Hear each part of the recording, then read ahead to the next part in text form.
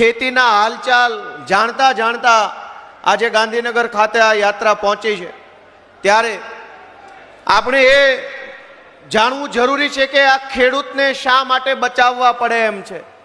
એવી તો શું તકલીફ છે કે ખેડૂત બચાવો એવું કહેવું પડ્યું? એનો હું તમને દાખલો આપું કે હમણાં ગુજરાતની વિધાનસભામાં બજેટ આવ્યું, નાણાં વિભાગ દ્વારા એક બજેટ રજૂ કરવામાં આવ્યું. તમે બધાએ ટીવીમાં છાપામાં જોયું હશે. એ બજેટ જ્યારે એની પ્રિન્ટેડ કોપી અમારા હાથમાં આવી ત્યારે અમે જોયું કે ગુજરાતની સરકારે શહેરોનો વિકાસ કરવા માટે ગુજરાતના અમદાવાદ, રાજકોટ, વડોદરા, સુરત, જામનગર આવા મોટા શહેરોનો વિકાસ કરવા માટે 33,000 કરોડ રૂપિયાની ફાળવણી કરી અને બાકીના આખા ગુજરાતનો વિકાસ કરવા માટે 14,000 કરોડ રૂપિયાની ફાળવણી કરી. તમે વિચારો કે ગુજરાતના મહત્વના 5 શહેરોને મોટા બનાવવા માટે 33,000 કરોડ અને બાકીનું આખું ગુજરાત, તમામ ગામડાઓ, એના માટે માત્ર 14,000 કરોડ રૂપિયા ફાળવા. 50% કરતાં પણ ઓછી રકમ ગામડાના વિકાસ માટે ફાળવે. તમે વિચારો, આપણે બધાય વિચારીએ કે ગામડું એટલે ખેતી, ગામડું એટલે પશુપાલન, ગામડું એટલે સ્વરોજગારી, ગામડું એટલે શહેરોથી લઈને મહાનગરો સુધીનું પેટ ભરનારું યુનિટ. પણ ગામડું આગળ ન આવે, ગામ બેઠું ન થાય, ખેડૂતો આગળ ન આવે, ખેડૂતો સક્ષમ ન બને, એના માટે થઈ સરકારે બજેટમાં જ ઓછી જોગવાઈ કરી છે. તમે બધાય પોતાના મનને પૂછો કે ગુજરાતમાં ગામડાની સંખ્યા વધારે છે કે શહેરોની? બધા જવાબ આપો. જે ગામડાની સંખ્યા વધુ કે શહેરોની? તો પૈસા વધુ ક્યાં ફાળવવા જોઈએ, ગામડામાં કે શહેરોમાં? ભાજપની સરકારે શહેરોમાં પૈસા વધુ ફાળવા. શું કામ? કે 12 માસ શહેરોમાં ભાજપનો પ્રચાર, પોસ્ટર, હોર્ડિંગ, રેલી, સભા, ઝંડા, એ બધું આ શહેરોના બજેટમાંથી લાગી જાય છે અને ગામડાના માણસના હાથમાં કાંઈ નથી આવતું. આજે પશુપાલન કરતા હોય એમને મારે જણાવવું છે કે ગુજરાતમાં 4 લાખ કરોડ રૂપિયાનું બજેટ બહાર પડ્યું. એમાંથી પશુપાલન વિભાગને કેટલા રૂપિયા ફાળવા? તમને બધાને જાણીને આશ્ચર્ય થશે, માત્ર 500 કરોડ રૂપિયા. 100 કરોડ રૂપિયા તો ડેડિયાપાડામાં નરેન્દ્ર મોદીની સભામાં ખર્ચો થઈ ગયો. પણ આખા ગુજરાતમાં ગાય, ભેંસ, ઘેટા, બકરા, અન્ય દૂધાળા પશુનું પશુપાલન કરતા પશુપાલકો માટે માત્ર 500 કરોડ રૂપિયા. ગામડાના વિકાસ માટે માત્ર 14,000 કરોડ રૂપિયા. શહેરોના વિકાસ માટે 33,000 કરોડ રૂપિયા.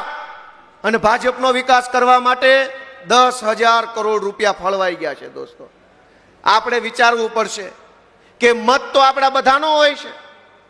અહીં ગાંધીનગરની વિધાનસભામાં બેઠેલી ભાજપની સરકારને ગામડામાંથી પણ મત આપે છે અને શહેરોમાંથી પણ આપે છે. તો ગામડા સાથે અન્યાય કેમ? અને ગામડા સાથે અન્યાય એટલે જ તો ખેડૂત સાથે અન્યાય. ગામડાનો માણસ શું કરે છે? યા તો પોતાની જમીનમાં ખેતી કરે, યા તો બીજાની જમીનમાં ખેતી મજૂરી કરે. એટલે ગામડાની મુખ્ય કમાણીનું સાધન, ગામડામાં આજીવિકાનો મુખ્ય રસ્તો ખેતી અને ખેતી મજૂરી છે. હવે ગામડું આપણે લાચારીવશ છોડવું પડે, ગામડામાં રહી ન શકીએ એવી પરિસ્થિતિનું નિર્માણ આ ભાજપની સરકારે કર્યું છે. દોસ્તો, અમે આ બજેટ વાંચતા હતા.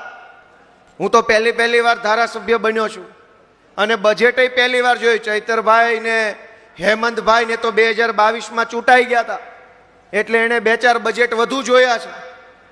પણ પહેલી વાર મેં બજેટ જોયું કે ભાઈ મીઠું આપવા માટે 57 કરોડ રૂપિયાની જોગવાઈ, 1 કિલો મીઠું આપવા.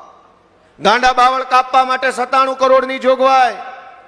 તેલ આપવા માટે 100 કરોડની જોગવાઈ. આ સરકાર છે કે કરિયાણાની દુકાન? 30 વર્ષ થઈ ગયા ગુજરાતમાં, 30 વર્ષ થઈ ગયા. સરકારે જો મફતનું મીઠું હજુ જનતાને આપવું પડતું હોય તો ભૂખમરો કઈ હદે આવી ગયો હશે. નહીતર દેશમાં સૌથી સસ્તામાં સસ્તી 2 વસ્તુ, એક માચીસ અને એક મીઠું, એ ક્યારેય મોંઘું લાગતું જ નથી. હવે જો સસ્તામાં સસ્તું મીઠું સરકારે આપવું પડતું હોય તો લોકો કઈ હદે કંગાળ બની ગયા છે એ તો વિચાર ભાજપવાળાએ કરવો પડે. એના બદલે ગર્વ સાથે વિધાનસભામાં બોલે છે ભાજપના માણસો કે અમારી સરકાર 75 લાખ કુટુંબોને મીઠું આપે છે. અરે તમારા ઘરે 3 ખટારા મીઠું મોકલી દઉં, જાવ હવે અહીંથી રજા લો, નીકળો ઓછા પગે. હાલી હું નીકળ્યા છો, 30 વર્ષથી સરકાર ચલાવો છો, હજુ મીઠું આપવાનો ગર્વ લ્યો છો? એટલું મીઠું તો અમારા ઘોડાને ઊંટિયા ખાઈ જાય છે.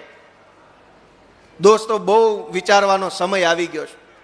તડકો બહુ છે, મહેમાન આવી ગયા છે. હાવ ટૂંકમાં મારી વાત કહેવી છે કે તમે તમામ મિત્રો, જે લોકો આ મારી વાત સાંભળે છે અહીંયા બેસીને કે કેમેરામાંથી, આમ આદમી પાર્ટીની ચિંતા ભલે ન કરો, ગોપાલ ઇટાલિયા કે ચૈતર વસાવાની ચિંતા ભલે ન કરો, પણ તમારી પોતાની ચિંતા જરૂર કરજો. નહીતર આ ભાજપની સરકારમાં છે ને કાંઈ વધવાનું નથી, વાંઢા છોકરા સિવાય કંઈ વધે એમ નથી. ગમે એટલી મહેનત કરો, કશું જ વધવા નહીં દે આ લોકો. શું કામ? કેમ કે આખી સરકાર રામ ભરોસે હાલે છે.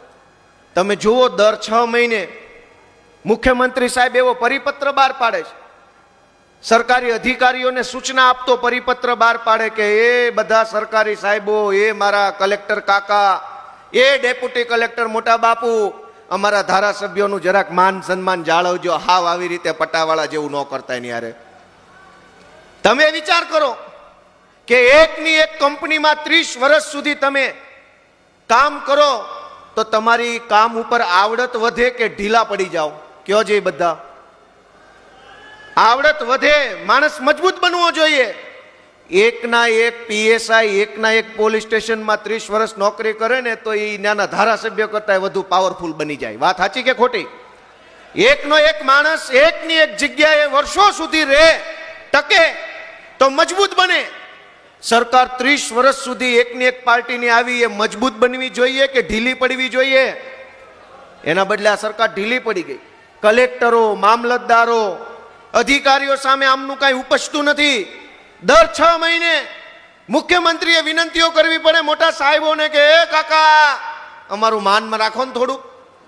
હવે મુખ્યમંત્રી, મંત્રી લેવલના લોકોએ કલેક્ટરોને વિનંતીઓ કરવાની હોય? દોસ્તો, તમે વિચારો કે સરકાર નહીં, 1 નંબરનું સર્કસ અંદર વિધાનસભામાં અત્યારે હાલી રહ્યું છે. અને એ સર્કસ કેવું છે એ ગુજરાતની જનતા જાણી ન જાય એટલે વિધાનસભાનું લાઈવ પ્રસારણ બંધ રાખ્યું છે. જે દિવસે લાઈવ આવશે ને તેથી તમને સર્કસ નરી આંખે જોવા મળશે. દોસ્તો, મારી એક જ વિનંતી છે કે ગુજરાતના ખેડૂતોને બચાવવા માટે, ગુજરાતને બચાવવા માટે, ગુજરાતના છેવાડાના માણસને બચાવવા માટે આમ આદમી પાર્ટીના સૌ આગેવાનો ખૂબ મહેનત કરી રહ્યા છે. અને તમારા આશીર્વાદની જરૂર છે દોસ્તો, આશીર્વાદની. પ્રવીણભાઈ રામ, આ રમેશભાઈ મેર, રાજુભાઈ બોરખતરિયા, હરેશભાઈ સાવલિયા, ચૈતરભાઈ, આ તમામ આગેવાનો આપણા માટે જેલમાં જાય છે, યાતનાઓ સહન કરે છે, પણ સરેન્ડર કરતા નથી. દોસ્તો, તમારા એક આશીર્વાદ ભરેલો મત જો મળશે ને તો કરોડો લોકોનું સારું થવાની સંભાવનાઓ ઊભી થઈ છે. અને એટલે મારી વિનંતી છે દોસ્તો કે આવનારી ચૂંટણીઓની અંદર આમ આદમી પાર્ટીને તમારા પોતાના આશીર્વાદ મળે, તમારા ગામમાંથી આશીર્વાદ મળે, મોહલ્લામાંથી આશીર્વાદ મળે, એ બાબતે આપણે બધાએ કામ કરવાનું છે. આપ સૌ આટલા તડકામાં આવા પ્રકારના વિડીયો તમને જોવા ગમતા હોય તો હોટલાઇન ન્યૂઝ ચેનલને લાઇક, શેર અને સબસ્ક્રાઇબ કરો.